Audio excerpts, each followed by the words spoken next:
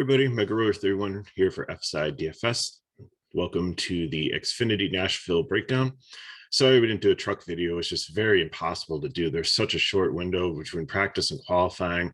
We had some data, but there's so many people in the entry field that we knew like multiple people would not make it. So it didn't feel as feasible in that window to try to do a truck video. But we have Xfinity. We at least have practice data here. We don't have the qualifying. So if you look at this, this is not the official qualifying order. And these projections are basically based on previous track history and the season data and all that good stuff. So just the order that I have them starting is the order of their practice speed. So we'll just kind of run through the field and look at what potentially could be good plays. But again, it's all going to be predicated on whether or not they qualify close to these positions or not. So as always, check back to the video maybe about an hour before lock. We should have the results there, and maybe we'll throw out some of the prime plays if they change, and some people that we think might be fades now, and I'll write a little summary of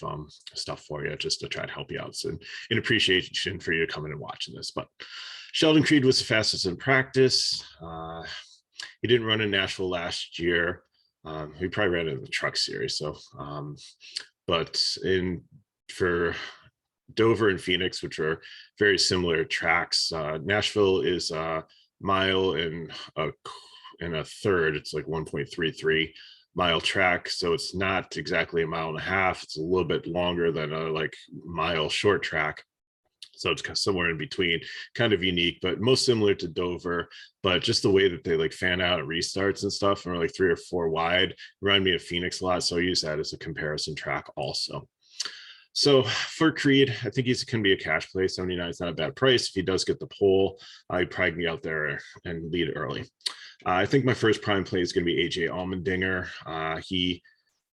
Again, it's kind of hard to look back at the last couple of races because they did like road courses, and they were off, last week when the trucks just did the dirt race and things like that. So getting back to like an actual like true like oval track, we're looking back to like probably Charlotte around Memorial Day weekend. So it's been a couple weeks.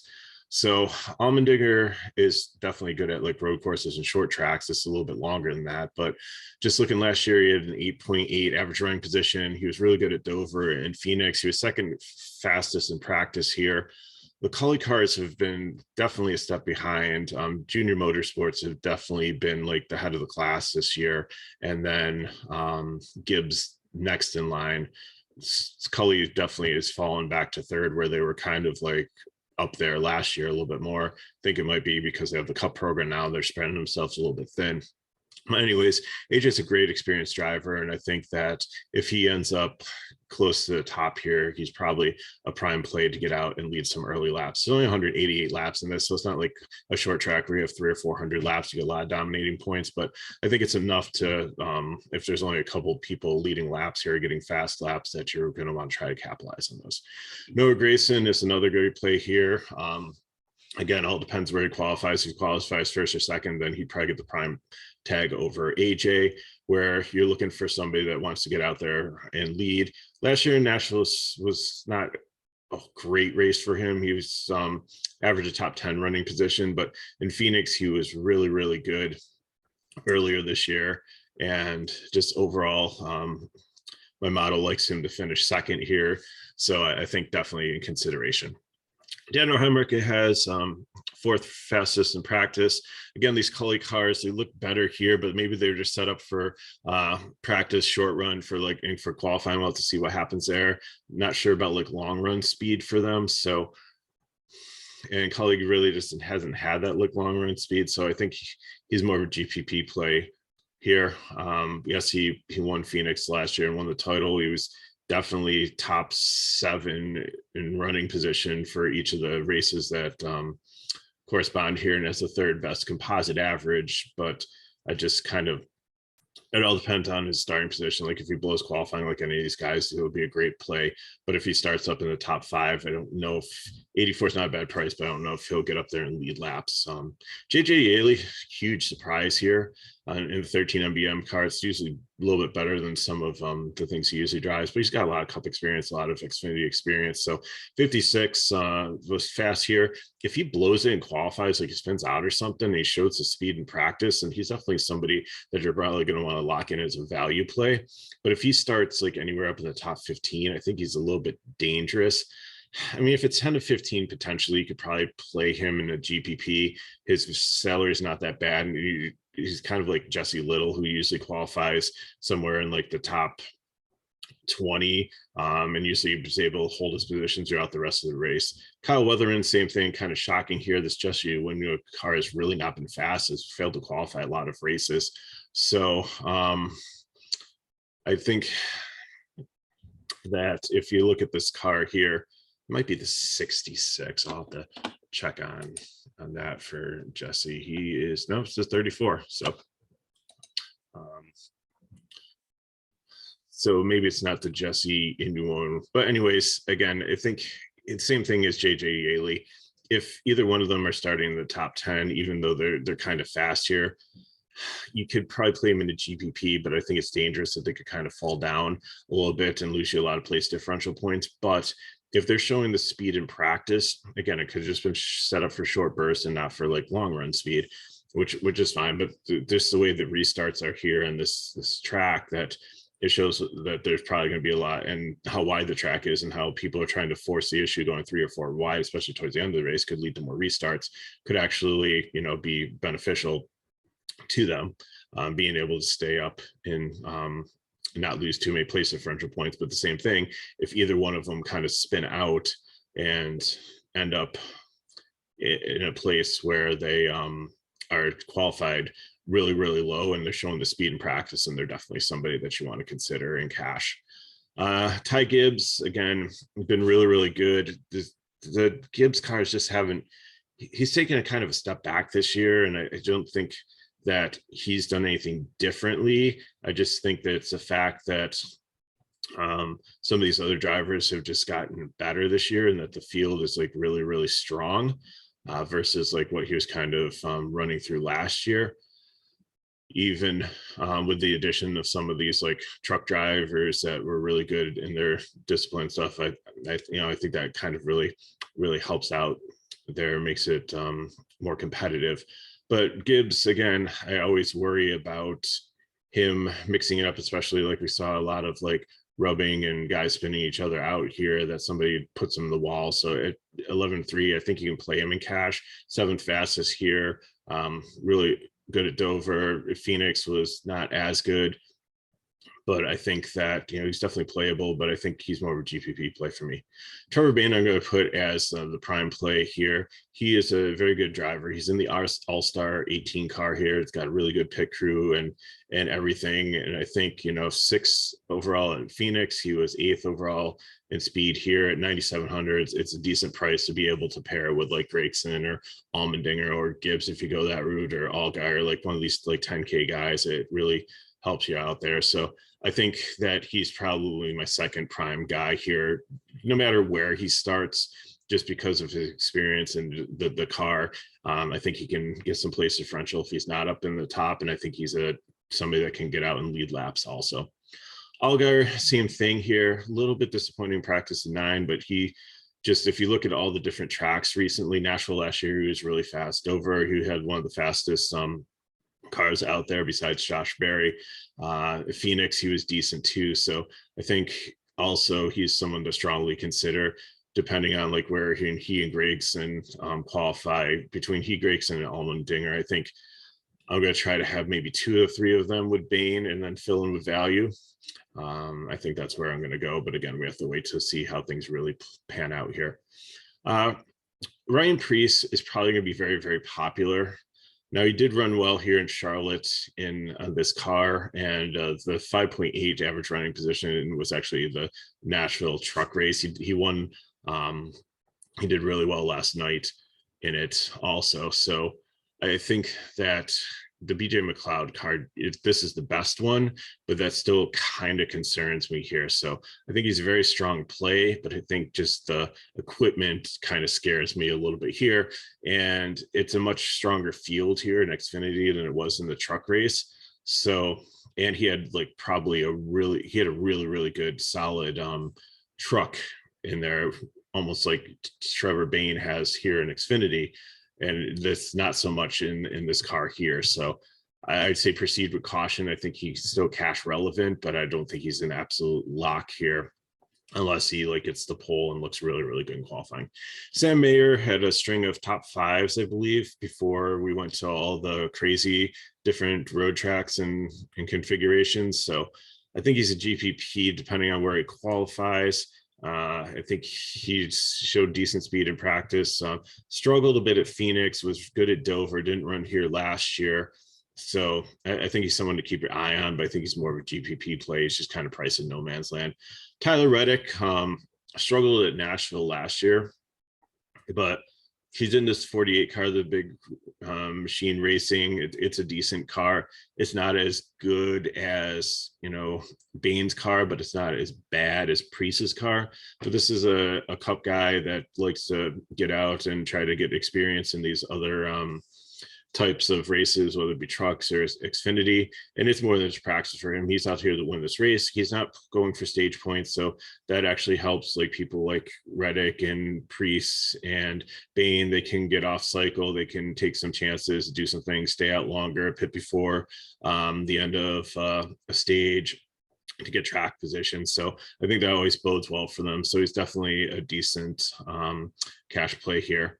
Landon Castle, Riley Herbst, GPP. I like both of them. I like Herbst a little bit better with the car he has over what Kali has put out there for Castle this year. Again, depends on where they qualify, but I think, they're not priorities. Ryan Sieg, I think he struggled recently, but he had really good form early in the year. And I think he's going to return to that with a couple of the styles of tracks that are coming up.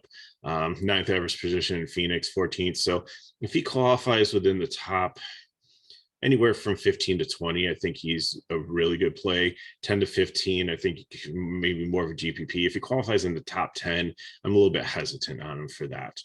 Austin Hill raced this last year. He actually stepped up and got in an Xfinity car, 15.2 average running position, 11th at Dover, 15th at Phoenix. So he's only 16th here. So, I mean, that's about where he is. So I think Austin Hill, if you're going to play him, he's a GPP, and I think he needs to start like 15th or worse to actually get some place differential. I don't think he's going to move up any higher just based on this, how he does on the style of track and things like that. Steven Parsons seems pretty high up here for qualifying. He did run the truck race yesterday, so he got some experience with that. Did fairly well. The Alpha Prime racing car, the Tommy Joe Martin car. If Tommy Joe Martin was starting around here, we'd probably consider him also at 61. So he's a GPP if he starts in the top 20. Anything below the top 20, then I think he becomes cash relevant. Brandon Jones, a little bit slower in practice than you would think for Joe Gibbs' car.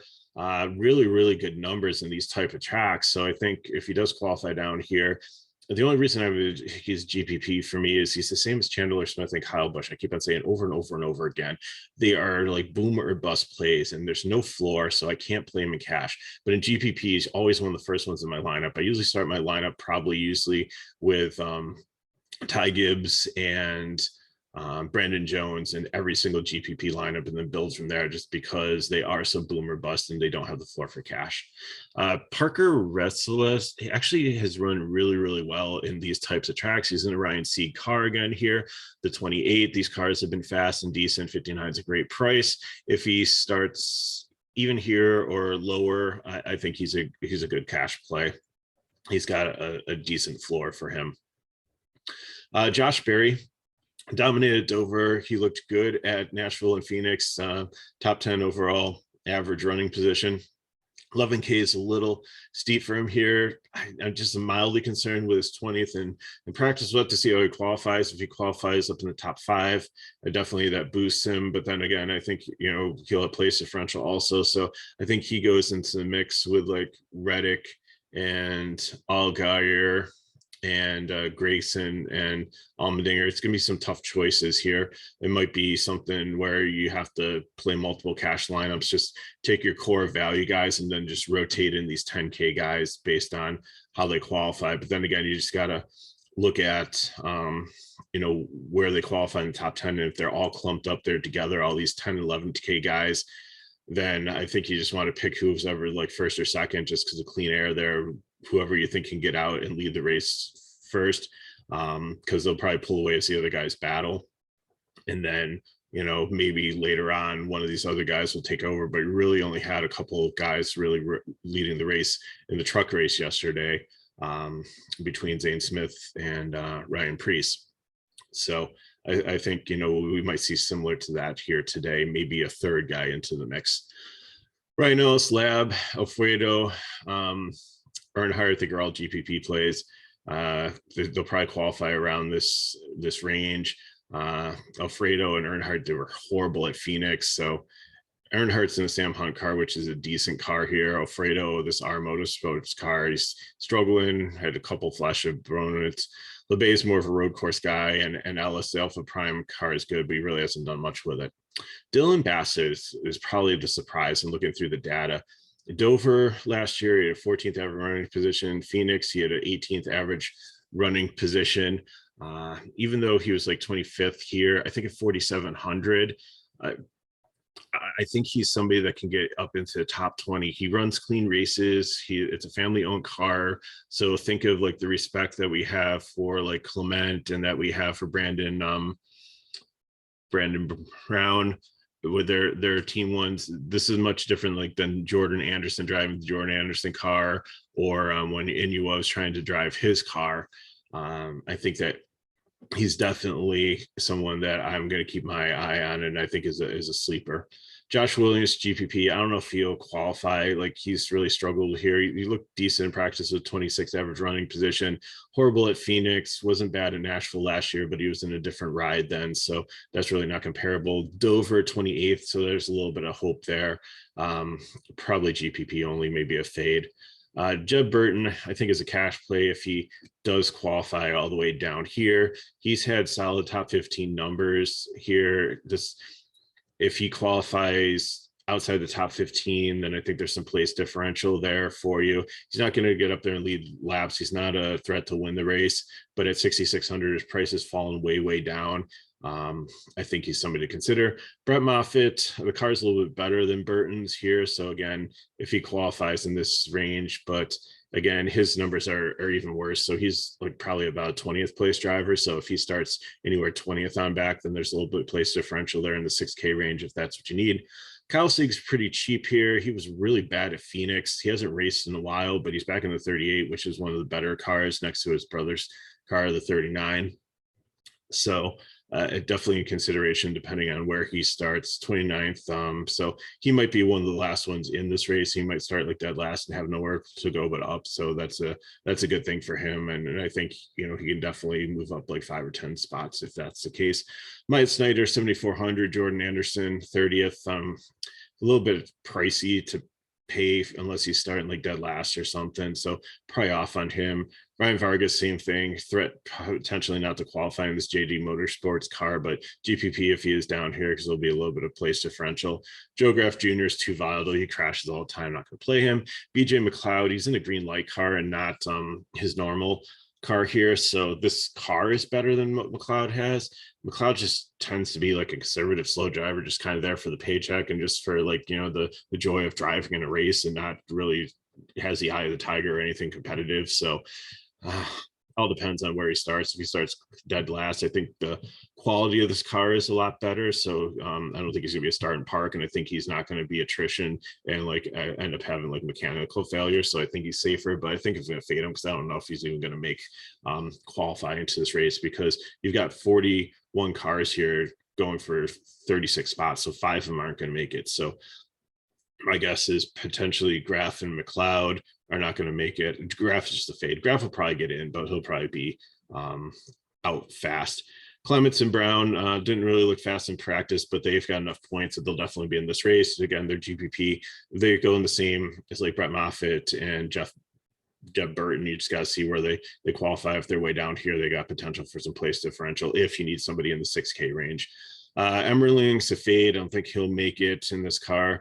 Massey and Curley will probably be the last ones in. It'd probably be between Emmerling and Curley for the last guy in there. but Curly, I like his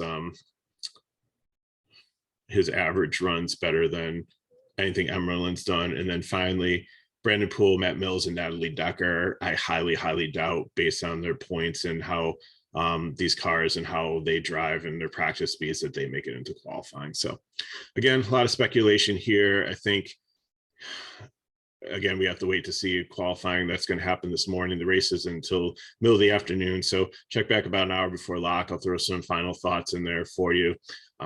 You know, always ask some questions in the chat below. You can hit me up at Twitter at MegaRoller31 or TKNation47. I'm sorry you couldn't join me this morning. He had a prior commitment, but we will try to get together to the Cup video tonight. We should have the practice data and the qualifying order, so that one should be a lot easier to do. So appreciate you watching this. And again, you know how to get a hold of us. If you want more information on FSIDFS,